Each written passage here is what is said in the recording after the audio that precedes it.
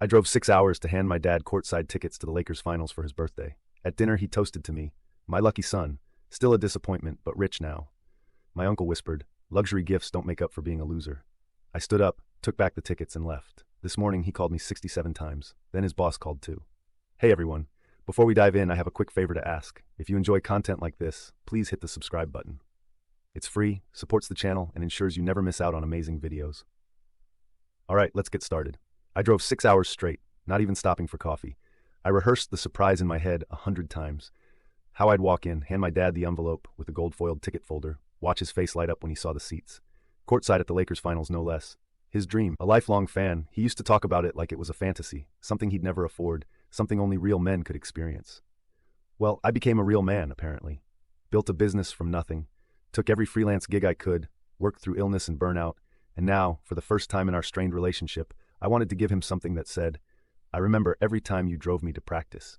I remember those nights we watched the games with the sound down so Mom could sleep." I wanted to give back. Big mistake. Dinner was supposed to be simple. Just close family, a small cake, his favorite steak, and that surprise. I gave him the tickets before dessert, slid the envelope across the table, watched as he opened it slowly, eyebrows furrowing in confusion before shooting up in disbelief. "No way," he muttered, and I smiled. "Courtside," he said louder, showing the tickets to everyone like they were medals. The room buzzed. My uncle clapped me on the back. My mom looked surprised.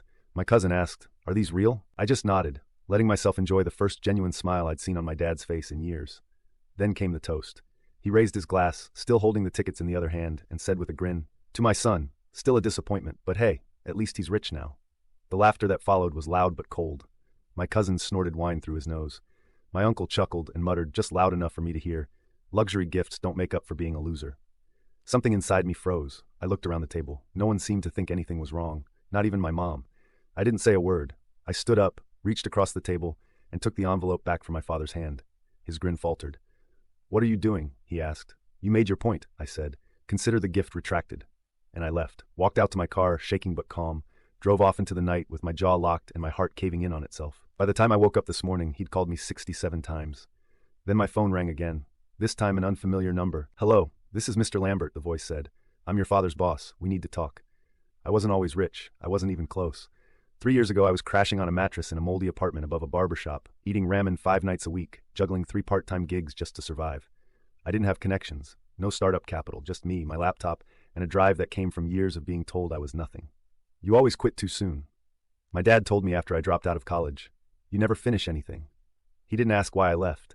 Didn't ask about the panic attacks, the debt, the way I'd wake up every day praying I didn't fail another class. He just saw me as weak. My brother Todd, golden boy, degree in finance, internship at a hedge fund, wedding in Tuscany. And me? The dropout, the disappointment. When I launched my own business, a small consulting agency, I didn't even tell him at first. What was the point? I already knew how the conversation would go. "You? A CEO?" He'd scoff. "Of what? A lemonade stand?" And yet, month after month, year after year, my agency grew. Slowly, painfully. I made every mistake in the book, but I learned, hustled, sacrificed, until finally things started clicking. A contract with a mid-sized brand, then another, then one viral post and boom, clients I'd only dreamed of. Suddenly I could afford a new car, a better apartment, a vacation, and that's when they started noticing me again. My dad's first compliment in years. "Looks like you finally figured out how not to screw everything up." He laughed like it was a joke. I didn't. Still, I kept trying. Maybe some part of me still wanted him to be proud. I paid off their mortgage last year, quietly. Just wired the money and told Mom to check the balance. She cried. He said, "That's the least you could do after all we've put into you." Put into me? You mean the years of sarcasm, emotional neglect, and being the family's punchline? Let me tell you something about growing up in our house. My dad didn't hit. He humiliated. He tore you down with a smile. Made every achievement feel like a fluke. "You got lucky," he'd say. "Don't get cocky."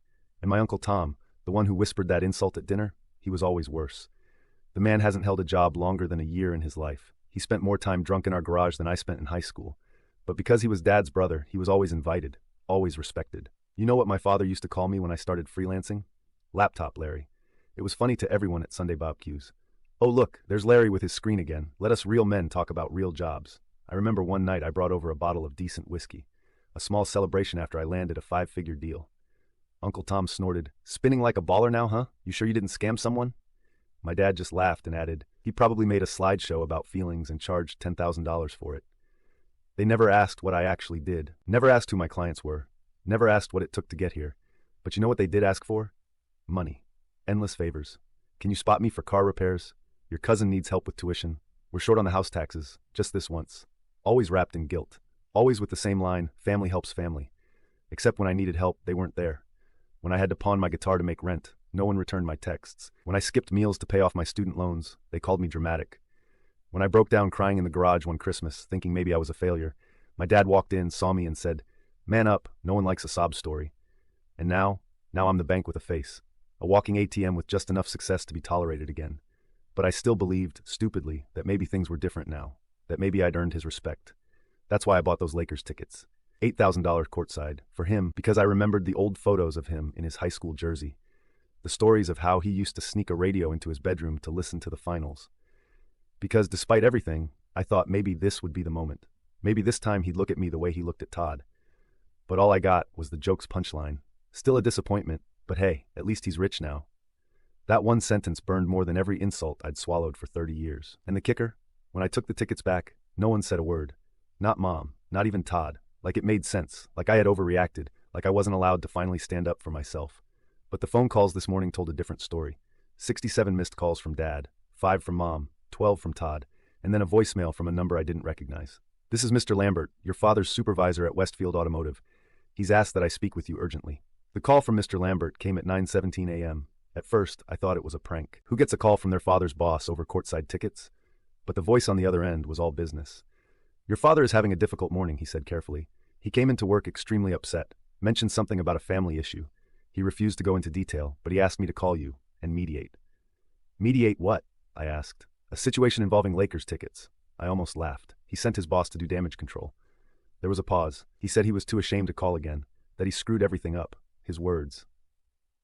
I hung up. 5 minutes later, my mom called. "Your father didn't sleep all night," she said without so much as a hello. "He was crying." That stopped me. "My father crying? He's not well. He's talking about losing everything. He said you're about to ruin his life." "Ruin his life? How? Because I didn't let him insult me and keep the tickets?" "Because you threatened to go public," she whispered, voice trembling. "I never. What are you talking about?" "He thinks you're going to humiliate him, that you're going to make this into some public story." He said, "People are already talking." Then it hit me. He wasn't ashamed of hurting me. He was scared of being seen for who he really is. That was when I made the decision. I grabbed my keys and drove straight to his job. I didn't care about the fallout. I wanted him to see my face when I said what I was about to say. I walked into the Westfield Automotive showroom like a man walking into a fire. The receptionist looked startled. "I'm here to see Bill." Her eyes flicked toward the office down the hall. He's with someone." "Not anymore," I said, and pushed the door open. My dad was sitting at his desk, pale, hunched forward, a cup of coffee shaking slightly in his hand. He looked up, and for a moment I thought he might collapse. "Jesus, you came," he muttered. I closed the door behind me and stood. "You called your boss," I said flatly. "I panicked," he said. "I thought maybe if he could talk to you." "Talk me into what? Giving you the tickets back? Apologizing for standing up for myself?" "I didn't mean what I said," he blurted. "It was a joke, a bad one. I was nervous. Everyone was looking at me." "You've had 33 years of practice making me the butt of your jokes, Dad. Don't act like this was new." He looked away, silent. "I gave you something priceless," I continued, "and you turned it into a punchline. And when I walked away, you didn't chase after me. You just sat there." I didn't know what to say. "You never do, but you always know how to hurt." Then he said it. "The thing I will never forget. You think this makes you strong? Walking away? You're still that scared little boy who couldn't throw a ball right, just richer now." I walked up to his desk and leaned in. "No," I said. "I'm the man who built something from nothing while you sat in that chair and mocked me. I'm the man who bought your house, paid off your debt, and bought you the dream night of your life. And I'm also the man who took it back, because you never once acted like I mattered, outside of what I could give you." "You're twisting everything," he said, voice shaking. "No, I'm saying it clearly." Then the door opened. Mr. Lambert was there, looking mortified. "Is everything okay?" he asked. I turned to him. "Mr. Lambert," I said calmly, "you should know something about the man you have managing this place. He treats everyone around him like trash unless they're useful to him. His son buys him a gift that would take most people years to afford, and he toasts to him as a disappointment. He's lucky I'm not a journalist. He'd be trending by now." My dad lunged up from his chair. "Don't you dare embarrass me like this." I raised a hand. "You embarrassed yourself." The room went dead quiet. I looked him dead in the eyes. "You want to be treated like a man? Then act like one. You want my respect? Then earn it. But don't ever, ever call me again to clean up the messes you made." I turned and walked out. As I left, I saw Mr. Lambert put a hand on my dad's shoulder, whispering something I couldn't hear. Let him explain. Let him squirm. Let the office gossip swirl. I got into my car, pulled out my phone, and blocked his number. Let the 67 missed calls stay missed. I didn't answer a single call after that. Not the missed calls, not the voicemails, not the messages that went from talk to us to you're acting childish to we're your family whether you like it or not. I turned off my phone for a week. No texts, no notifications, no venom disguised as concern. And for the first time in my life, the silence felt like peace, not punishment. I wasn't waking up with a pit in my stomach, wondering if today would be the day my dad would finally say something kind. I wasn't calculating how to earn approval from people who built their entire identity around tearing me down. I ate what I wanted, slept in, went to the gym, took a weekend trip to Santa Barbara. No schedule, no expectations, no fake dinners. I was alone, but not lonely. By day 5, I opened my phone again out of curiosity more than anything. 73 missed calls, 41 from my father, 12 from my mother, 8 from Todd, the rest unknown numbers, and 1 from my dad's work line. Again, I listened to one voicemail, just one.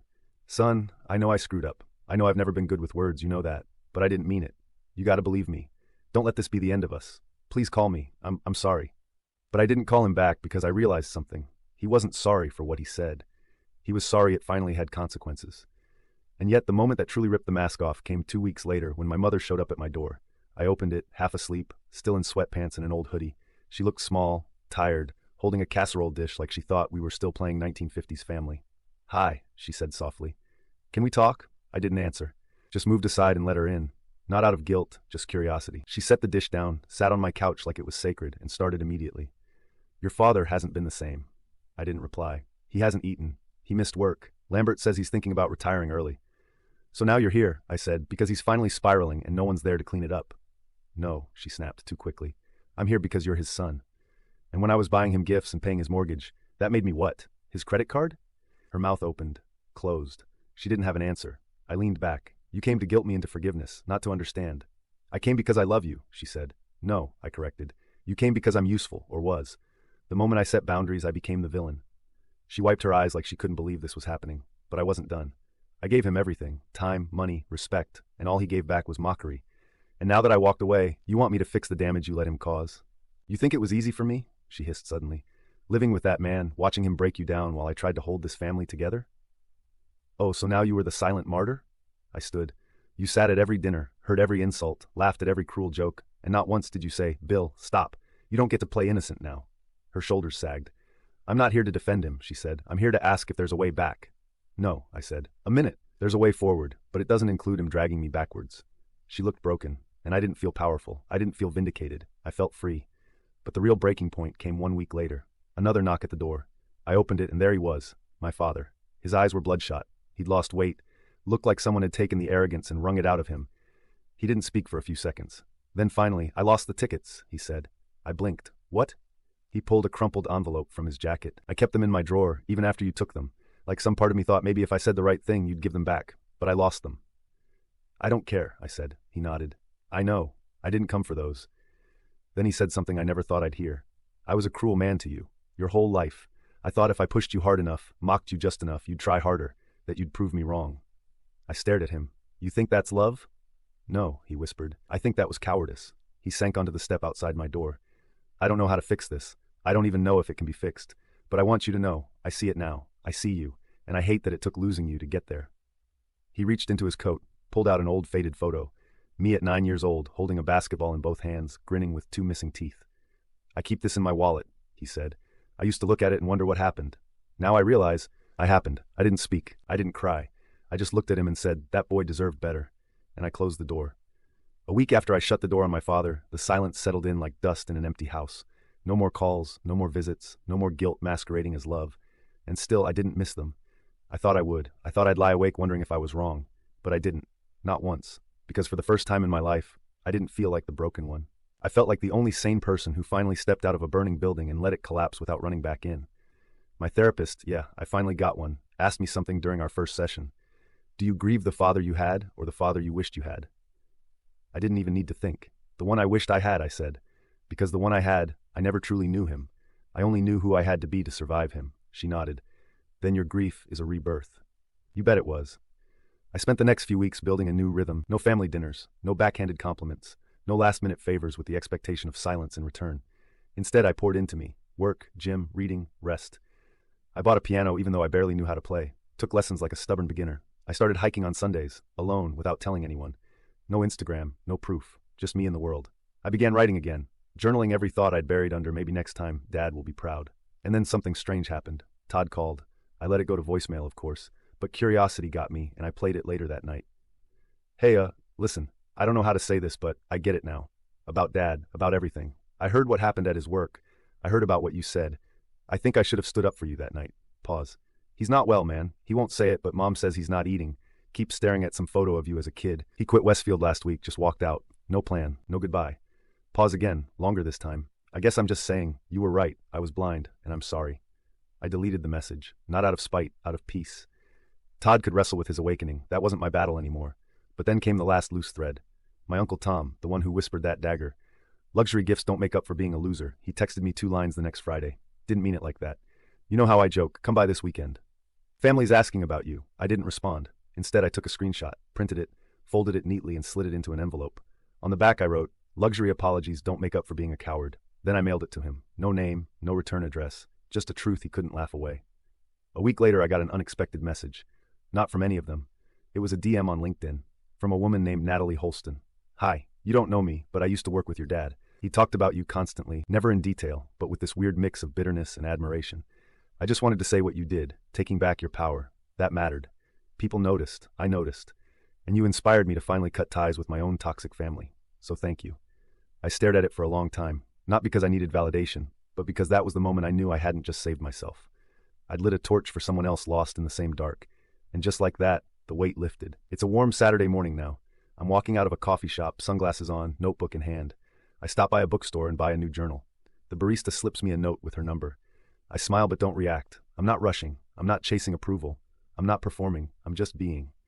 And just as I step back into the sunlight, I hear a small voice from behind. A boy, about 10 years old, holding his dad's hand, pointing at a billboard above us. A Lakers finals promotion. "Dad, look. Someday we're gonna go, right?" The father smiles and ruffles his son's hair. "One day, yeah, I'll get us there." I stop. My throat tightens for just a second. Not from pain, but from the realization that I don't envy that boy anymore, because I became the man he wished his father would be, and that man is no longer desperate for anyone's seat at the table, because he built his own. Final thought. Moral. I'm not angry anymore. I'm not waiting for the apology that will never come. I'm not haunted by the word still a disappointment, because I know who I am, and I know what I'm not. I'm not your scapegoat, not your bank, not your punching bag. I'm not your son, if that means being your victim. I'm my own man, and I'm finally